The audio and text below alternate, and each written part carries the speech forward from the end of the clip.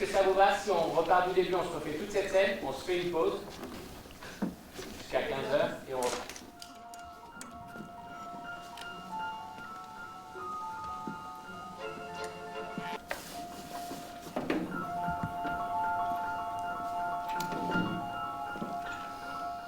C'est arrivé d'une demande d'Elizabeth Brown, qui a eu envie de célébrer une grande dame de l'histoire et une personnalité importante du Berry, qui est George Sand. Et elle nous a signalé en fait la présence de cet anniversaire, les 150 ans de la disparition de George Sand. Elle est venue vers nous en disant « mais ce personnage, c'est une héroïne, c'est une icône, et elle irait très bien à l'univers des Anges au plafond ». On connaissait George Sand pour avoir été à Nohant, pour avoir lu certains de ses livres, mais pour moi c'était un personnage assez lointain.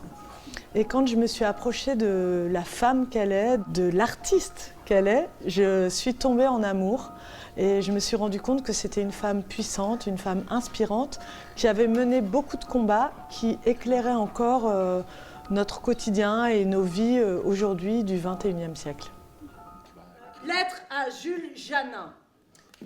Monsieur, vous avez dit « la femme est une créature incomplète ». Je le crois en effet, puisqu'elle vit sous la domination de l'homme. On a parti du principe un peu à la mise en scène que c'était une rêverie poétique autour du personnage de George Sand et qu'on n'allait pas essayer de faire un biopic qui raconte absolument toute l'histoire de façon exhaustive, ce qui est impossible.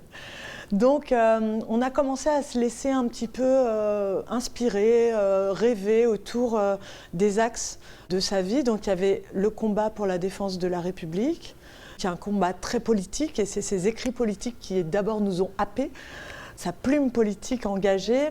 Ce qui est formidable, c'est aussi que c'est une personnalité qui a lutté pour l'égalité des sexes, donc c'est une personnalité féministe, qui s'habille en homme, qui a choisi un nom d'homme pour publier, donc elle est un peu fluide dans son incarnation du genre, et ça c'est très moderne.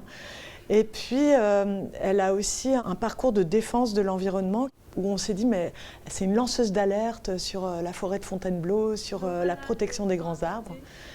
Et puis là où on a fini de tomber en amour pour elle, et moi je me suis dit c'est une sœur, c'est qu'elle a un théâtre de marionnettes avec son fils à Nohant, avec lesquels elle continue à militer, à raconter l'histoire politique, même en temps de censure.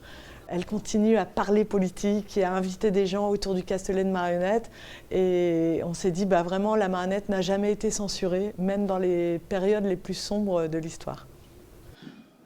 Artisans, cultivateurs, vous avez un ennemi commun, le spéculateur, qui vous pressurise et vous ruine par tous les moyens.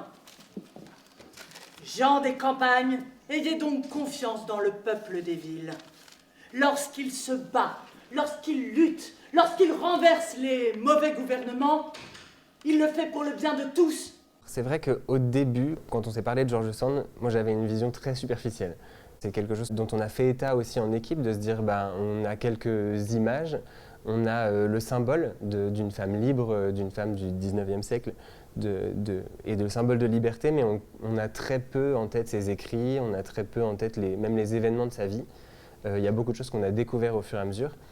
Donc c'était vraiment comme aller chercher un personnage symbolique et petit à petit découvrir en fait la complexité et l'épaisseur d'un personnage complètement captivant. Donc c'est vrai qu'au début on s'est échangé beaucoup d'écrits et il y avait vraiment cette volonté de faire ressortir ce personnage d'un aspect qui parfois pour certaines personnes pouvait être un peu poussiéreux, d'un 19e siècle un peu daté, un peu passé.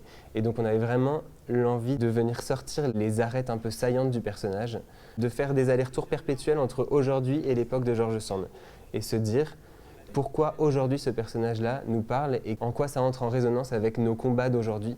Et on s'est rendu compte qu'il y avait beaucoup de luttes parallèles, effectivement. Depuis les faits de violence que je vous ai rapportés, j'ai compris la nécessité, pour moi, d'appeler aux lois la protection qu'elles accordent aux opprimés quand des circonstances particulières ont violé la sécurité et la sainteté du mariage.